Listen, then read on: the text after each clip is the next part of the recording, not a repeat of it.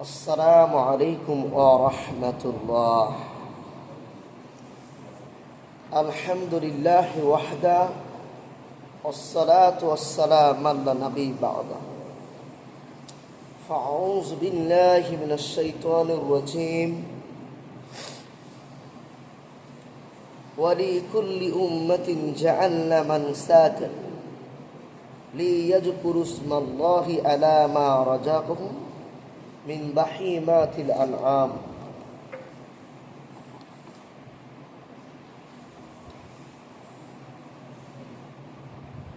عن جابر رضي الله تعالى عنه قال قال رسول الله صلى الله عليه وسلم: من كان له ساعة ولم يزحي فلا تقربن مصلانا. রাহুল ইবনে মাজাহ বিসনাদিন সাহিহ। সম্মানিত মসজিদে উপস্থিত মুসল্লিয়ান ইকরাম, প্রশংসা সেই মহান রব্বুল আলামিনের জন্যই যে মহান রব্বুল আলামিন আজকে পবিত্র জুমার দিনে সালাতুল জুমা আদায় করার উদ্দেশ্যে অত্র মসজিদে আমাদের সকলকে সমবেত হওয়ার তৌফিক দান করেছেন। সেজন্য আমরা শুকরিয়া আদায় করি, সকলে বলি আলহামদুলিল্লাহ। শান্তি অবতীর্ণ হোক আমাদের প্রিয় নবী প্রিয় রাসূলের উপর। আমরা হৃদয়ের স্থল থেকে সকলে দরুদ পাঠ করি, আল্লাহুম্মা সাল্লি আলাইহি আল্লাহুম্মা বারিক আলাইহি।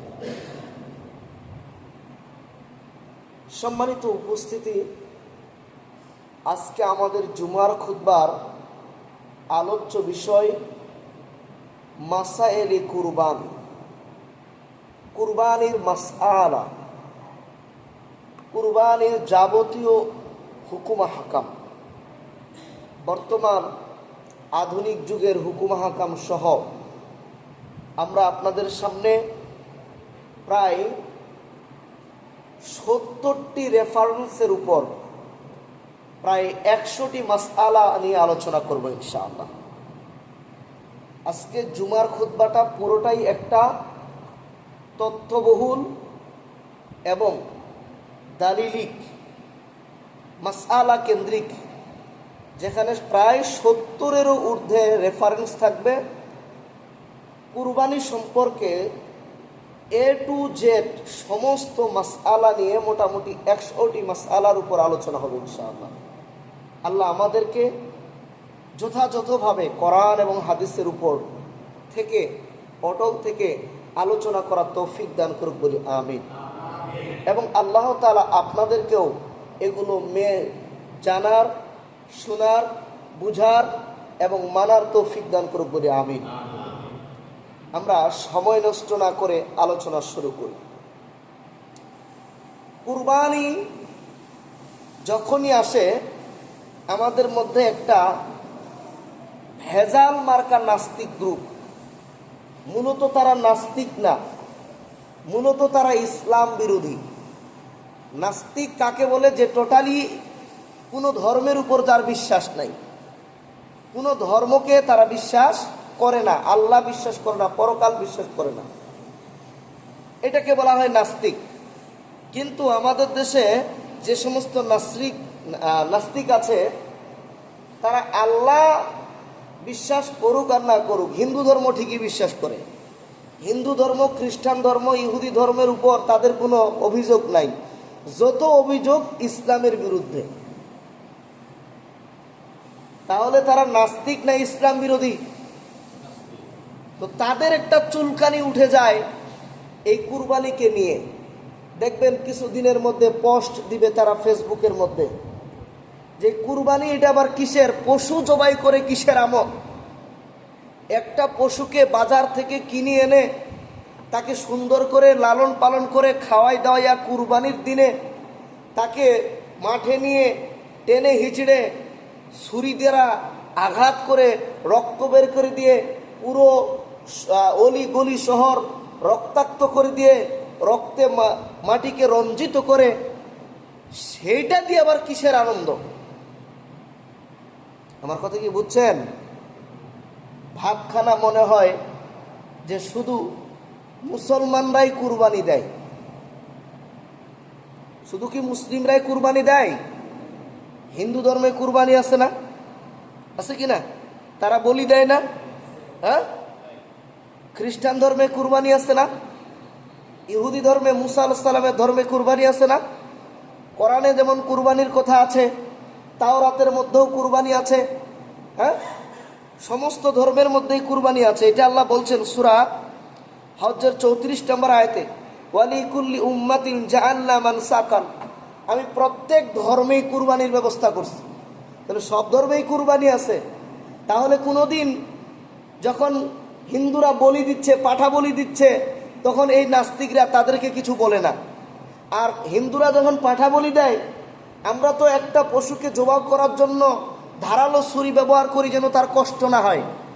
আর তারা ছিঁড়ে ছিঁড়ে খাচ্ছে। কিছুদিন আগে দেখলাম হিন্দুরা ডাইরেক্ট কবুতরগুলোকে ছিঁড়ে ছিঁড়ে খাচ্ছে। ছাগলটাকে, জীবিত ছাগলকে একজন হাত, চারজনে চার পা ধরে টেনে টেনে ছিঁড়তেছে। এটা তাদের বলি। তো এগুলোকে নিয়ে তাদের কোনো কি নাই, কথা নাই। এগুলোর উপর তাদের কোনো আপত্তি নাই, এগুলোর ব্যাপারে তাদের কোনো অভিযোগ নাই। খ্রিস্টানদের কুরবানির ব্যাপারে তাদের কোনো অভিযোগ নাই।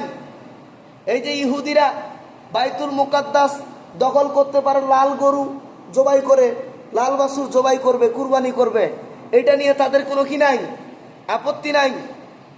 যত আপত্তি শুধু মুসলমান ধর্মের উপর। তাহলে বোঝা যাচ্ছে এরা নাস্তিক না, এরা নাস্তিকের ভাব নিয়েছে, মূলত এরা ইসলাম বিরোধী।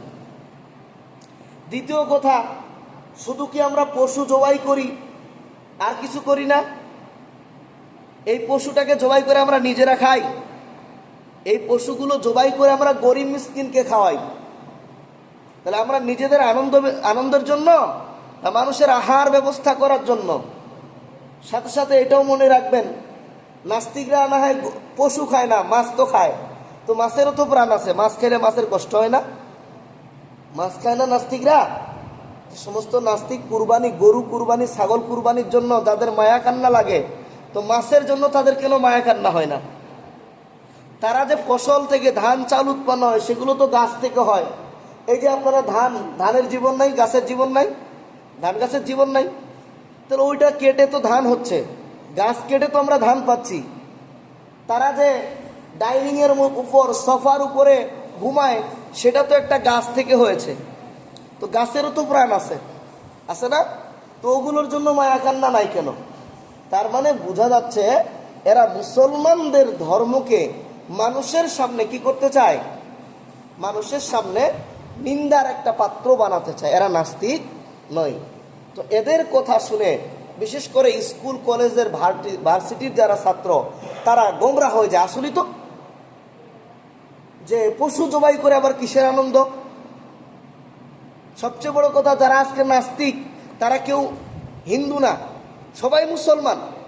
এই যে তাসলিমা নাসরিন, সে মুসলমানদের কুরবানি নিয়ে পোস্ট করেছে যে কুরবানি করা এটা একটা জঘন্যতম কাজ, পশু জবাই করে আবার কিসের আনন্দ। অথচ ওই তাসলিমা নাসরিন একটা পোস্ট করছে যেখানে শুয়োরের গোস্ত দিয়ে বার্গার খাচ্ছে। কিসের গোস্ত? শুয়োরের গোস্ত দিয়ে বার্গার খাচ্ছে। তো শুয়োরের জীবন নাই? হ্যাঁ, গরুর গোস্ত দিয়ে বার্গার খেলে দুষ, আর শুয়োরের গোস্ত দিয়ে বার্গার খেলে কি খুব আরাম, খুব টেস্ট। মূলত এরা ইসলাম বিরোধী। এদের কথায় আমরা কান দিব না। বুঝে গেছে? আল্লাহ তাআলা আমাদের জন্য কুরবানির ব্যবস্থা করেছেন, এবং এই কুরবানি আমরা শুধু পশু কুরবানি করি না, এটা একটা ত্যাগ। এটা কি একটা ত্যাগ? এর ইতিহাস গত ঈদুল আজহার খুতবায় আমি আপনাদের সামনে আলোচনা করছি কিনা? কিভাবে এই কুরবানি আসলো, আলোচনা আমি আপনাদের সামনে করেছি, আপনারা অনেকে শুনেছেন। তাহলে আমরা আজকে ওইদিকে যাব না, আজকে শুধু মাসআলা নিয়ে আলোচনা হবে ইনশাআল্লাহ।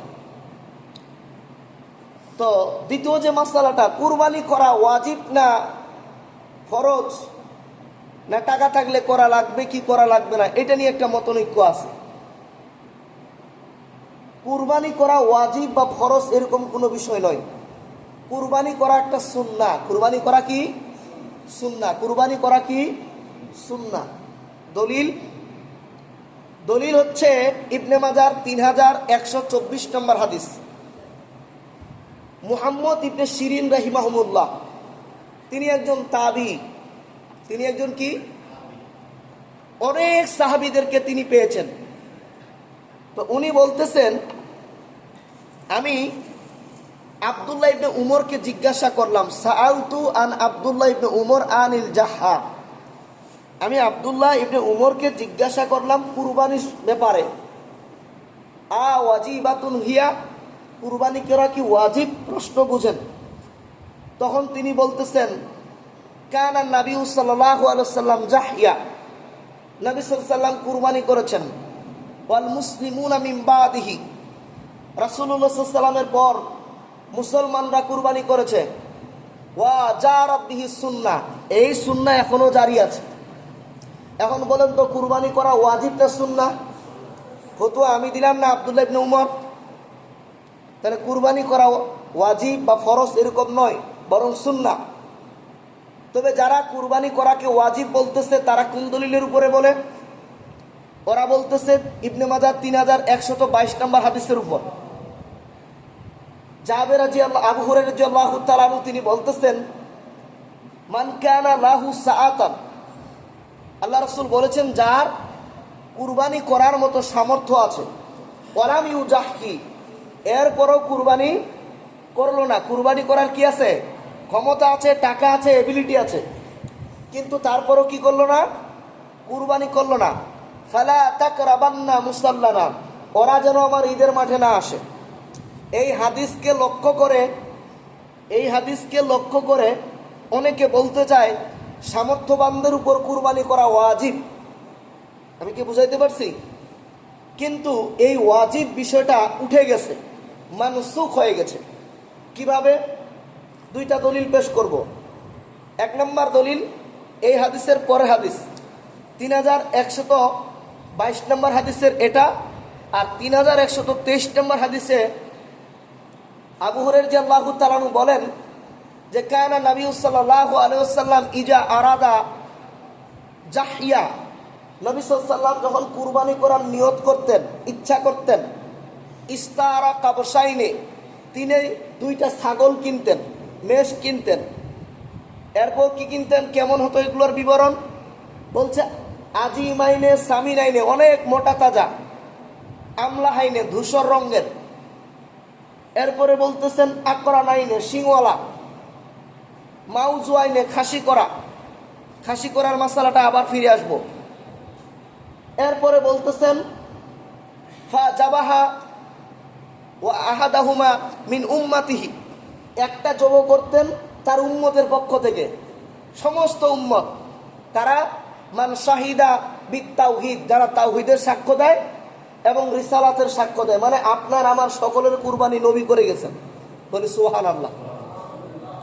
এরপরে আরেকটা কুরবানি করতেন আন মুহাম্মদ ও আহলিহি, মুহাম্মদ সাল্লাল্লাহু আলাইহি ওয়াসাল্লাম এবং তার পরিবারের সকলের পক্ষ থেকে। তাহলে নবীজি কয়টা কুরবানি করেছেন? একটা করেছেন তার সকল উম্মতের জন্য। ওই যে ওয়াজিব বিষয়টা, এটা দিয়ে উঠে গেছে, আপনার আমার সকলের কুরবানি হয়ে গেছে। কে করেছেন? নবী সাল্লাল্লাহু আলাইহি ওয়াসাল্লাম। আপনি আমি দুনিয়াতে আসি নাই, তার আগে নবী সাল্লাল্লাহু আলাইহি ওয়াসাল্লাম কুরবানি দিছেন, আর আরেকটা তার পরিবারের পক্ষ থেকে। তো এই হাদিসটাকে পেশ করে ইমাম আহমদ বিন হাম্বল এবং ইমাম শাফি রাহিমাহুমুল্লাহ তারা বলতেছেন কুরবানি করার যে ওয়াজিবতা, অপরিহার্যতা, এটা মানসুখ হয়ে গেছে। কি হয়ে গেছে? মানসুখ। তার আরেকটা দলিল, এই হাদিসটা আমরা বেশি বুঝবো না আবু বকর উমর বেশি বুঝবেন? কুরবানি করা ওয়াজিব না আমরা বেশি জানবো না আবু বকর উমর বেশি জানবেন? তাহলে এবার আসেন তাফসির ইবনে কাসির 14 নম্বর খণ্ডের 472 পৃষ্ঠা খুলেন। আবু আইয়ুব আনসারী রাদিয়াল্লাহু তাআলা আনহু তিনি বলতেছেন, আমি আবু বকর এবং উমর এই দুই মহান ব্যক্তির প্রতিবেশী ছিলাম। তারা প্রত্যেক বৎসরে কুরবানি করতেন না। কেন করতেন না? তারা এই ভয়ে করতেন না, তারা যদি প্রত্যেক বৎসরে কুরবানি করেন তাহলে মানুষ মনে করে নিবে যে কুরবানি করা ওয়াজিব। মানুষ যেন ভাবে যে কুরবানি করা ওয়াজিব নয়, নেকির বিষয়। কুরবানি করা কিসের বিষয়? নেকির বিষয়। এটা মানুষ যেন জানে। এই জন্য তারা সামর্থ্য থাকার পরও প্রত্যেক বছরে কুরবানি করতেন না। আমি কি বুঝাইতে পারছি? তাহলে কুরবানি করা ওয়াজিব এরকম নয়। যার সামর্থ্য আছে সেও কুরবানি করতে পারে, যার সামর্থ্য নাই সেও কুরবানি করতে পারে। এটা ইচ্ছা। আমি নেকির কাজে অংশগ্রহণ করব, কার কি। এই জন্যে তাফসির ইবনে কাসিরের 14 নম্বর খণ্ডের 464 নম্বর পৃষ্ঠা, এখানে সুফিয়ান সাওয়ারি রাহিমাহুল্লাহ, তিনি একজন তাবি। তিনি একজন কি? তাবি। তিনি মাঝে মাঝে ঋণ করে কুরবানি করতেন। ঋণ করে, ভালো করে বুঝেন, এখানে আরেকটা মাসালায় ঢুকবো আমি। ঋণ করে কুরবানি করতেন। তাকে জিজ্ঞাসা করা হলো, আপনি ঋণ করে কুরবানি করেন কেন? কুরবানি করতেই হবে এই বিষয়টা তো এরকম নয়।